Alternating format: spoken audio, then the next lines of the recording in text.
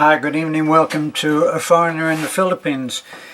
A little subject that we dealt with, that I spoke about once before, was my experience in a bank in the Philippines. So, what can I add to that? Well, today we had some business at the bank which involved filling in forms and stuff like that, you see, getting information, showing documents, and it really did show me that things are greatly different here in the Philippines. So if you are coming here and you're expecting that many things are going to be the same, let me tell you that they're not. And banks are one of the things that are really far the other side of not. Okay? So when you go in here and you need to set up a bank account. Now, I'm not going to try to tell you exactly what your details would be. I don't know you, don't know your situation, but we can agree probably that you are coming to the Philippines if you are interested in this particular video, and you will have decided that you need to have an account here. Now, for myself, I decided that as far as my pension from the US goes, I would still continue to have that go to an American account. So I have that go to my Wells Fargo account, and I do that because it's easier if you are paying for something online and it goes through an ATM card with an American account. Now, that's getting less, as I've said before, that situation is lessening a lot, and increasingly so, because you have companies like Lazada, and I think there are several others out there that sell products that you may be interested in, and they're actually based here in the Asian community. So you're probably going to be okay. But for me, I have a lot of my payments that come in are from Amazon.com, and Amazon.com have my information, and when I sell a book or any one of my 3 collections of short stories which are being sold on Amazon.com, then that money goes to my American account. So I keep it open for that, which is just easy. Plus, if you, I don't know whether you will have done any research on how difficult it is to get money from your pension sent right straight out to the Philippines. I tried a couple of times, can't remember particularly the details, but do remember that it seemed to be very awkward, and that the US were slow in responding and very demanding in their requirements. So that made two. The banks demanding enough, and then you have the Americans as well. So the account that I do have here in America, here in the Philippines, is for my UK pension. I have a small pension, comes from the UK, from the period of time that I spent in the UK working and contributing. So that money goes to a Philippine account, and that works well for me. Now, it did involve a little bit of meeting funny requirements to do that, but that was early on when I first arrived in Cebu. And I went along to the BDO in Cebu, and I made sure that I understood what they wanted. Everybody spoke very good English, and so it wasn't such a big hassle. They helped me through the paperwork that was needed. You need photographs, you need to show your passport. They take copies of everything. Far more information possibly than they need, but if you want the account, then I guess you submit. So I went today into one of the banks in in Taliban, and this was the one that I've been dealing with. As I've said before, it can be embarrassing. I'm dealing with quite a few subjects here, and none of them so far have dealt with the title itself, but I will get to it. Now, as far as going in and getting served, if you're here and you're an old-timer like me, then you'll be going in and you will be facing a long line of Filipinos and Filipinas who are trying to get served. Now, as a pensioner, as a retired person, you are entitled by law and encouraged, I have to say, to go to the front, and you will be given preference, given priority.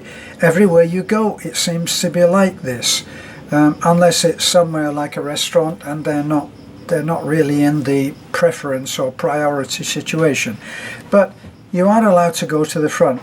Personally, I found this was very embarrassing, because here I am, I'm a foreigner in the Philippines, and I'm walking to the front, so still being a hypocrite, I still want to be able to go to the front, but I don't want to be seen doing it, okay? So in my particular case, what I did was I spotted a lady that was working with some people from a desk.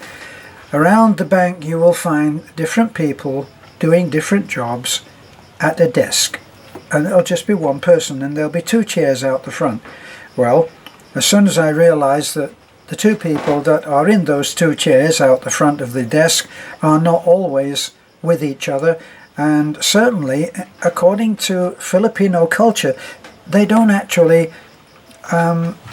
they don't think in terms of privacy when it comes to dealing with the bank, whereas say in America or in the UK, if you really needed to, you could say, I would prefer that this remains confidential, and rather than deal with it at the counter, you would be invited into a room, and there you would have a measure of privacy and confidentiality. Well, they don't have that here to the same degree. So I learned to go and plunk myself down in whatever vacant seat was there in front of this particular lady. And then I explained to her, look, I'm a senior and I know that I would be given preference, but to be honest, I'm embarrassed about just walking to the front of all of these Filipino people when I'm the foreigner. So she very kindly said, how can I help you? And I had a deposit to make, and I gave her, Beth had filled out all of the form work, the deposit slip and everything, and I had the passbook and I had the money, and I said, I need to make a deposit, could you help me? I'll help you with pleasure, she said, and she did. And from then on, she said to me, look, whenever you come in the future, just come and see me and I will help you. So that's what I do every time, and that has meant a much less painful visit to the bank. But today was unusual, and finally you say, I realized while I was sitting there with Beth. Beth is in the other chair now, and we're speaking to this same lady who is really helpful and very kind. So I'm listening, as I end up doing a lot of in the Philippines, and they're speaking in Filipino. Exactly what Filipino we'll find out in a moment.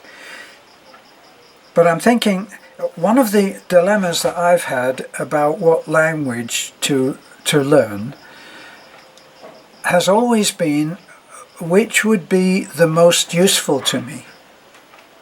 Well, it's actually a big question, and it's a difficult choice to make, because if you would like in the future to be able to say enjoy what the heck was going on and understand what the heck was going on in some movie that's being played out in Filipino, your choice is going to be Tagalog. Now that's one language. Now, yes, everybody speaks Tagalog. So my reasoning up to now has been, well, why would I learn Visayan when everybody speaks Tagalog? And it seems to me to be a good question. Why indeed? Why don't I say learn Tagalog? Then I would be able to converse with Beth because she speaks Tagalog. She speaks 3 or 4 different languages, which always makes me smile when I hear people criticize her English.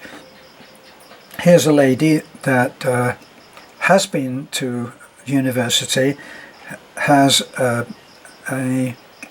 bachelor's, a master's in business administration. She speaks Tagalog, she speaks Visayan, she speaks some Cebuano. She also speaks English. Now, I've got, believe it or not, I've got more than a few phrases which I can spout off parrot fashion in a couple of languages. Can I talk in any of them? No, I can't, but we're not going to go into that, are we? I respect everything that she does because of this, but it doesn't help me with my problem. Am I to choose Tagalog or Visayan? Now, it's Visayan for me, but if you're coming to the Philippines and you're going to say, well, let's say that you're going up to San Fernando, then you will be speaking Kapampangan, is the local dialect. Now, yes, everybody will speak Tagalog, but this came to me today in a blinding flash. Probably with other people it would have been long ago, but with me and my aged brain and the machinery clanking over, all rusty and in need of some oil, it's taken a little bit of time for me to get there. But while I'm in a gap between this lady talking 10 to the dozen, or is it 12 to the dozen? Anyway, she and Beth are talking away, and it goes on and on and on and on and on and on and on. And then the lady disappears to do something or other at a printer or a computer. And I said to Beth, what were you speaking? And she said, Visayan. Now here's what I get from that. And a lot of you are probably wondering if I even know how to spell the word duh. But I realize that if I learn Tagalog, yes, I will be able to watch a movie now and then in Tagalog on television, which I actually don't like watching. I sit there so that I can be with Beth when she's watching something or other and she asks me to be there. Then I sit there for company and perhaps I'll read a book while that's all going on. And I would be able to understand what's going on because the series on television, the news on television, the movies that are on television are all Tagalog, and I would know. But when I sit down at the bank and talk to someone who works at a bank in Talabon, and I listen to her or him talking to Beth, they're talking in Visayan. So I decided, I'll pick up the odd phrase in Tagalog as I need, but it seems to me a no-brainer for those areas of your life, when you get here, you need to speak a Filipino dialect language. Now, someone who speaks Tagalog cannot necessarily understand someone who speaks Visayan. Probably the other way round, someone who is Visayan speaking will be able to understand someone who is speaking Tagalog. But whether I want this one and that one at any given moment is not a problem for me. I want to be able to interact with people in my life, whether they are serving in a restaurant, whether they are in a hardware store and I'm trying to explain that I want a particular tool or I want a particular aspect of some part that's gone wrong. I need to speak in Visayan. That's the local language, and I live locally. So that was a big I know it probably sounds like I'm losing it, but that was a big thing for me. I realized that for me there is no question. For you, you might look at things differently, but for me there is no question. I don't particularly want to travel to different places where I'll be able to speak all kinds of Tagalog. I probably will end up, if I get a good grasp of Visayan, I will end up learning, just as a byproduct, that I will end up learning some Tagalog. But my focus right now, free and clear, is to learn Visayan. And I hope that my tortuous way of coming to the point might actually end up being of some use to you. So thanks for watching. This is A Foreigner in the Philippines. The choice for me is Visayan, and I will be trying to learn. And bye for now. Don't forget to like, and it seems like comments are back on, so comment and subscribe. Bye for now. Good night.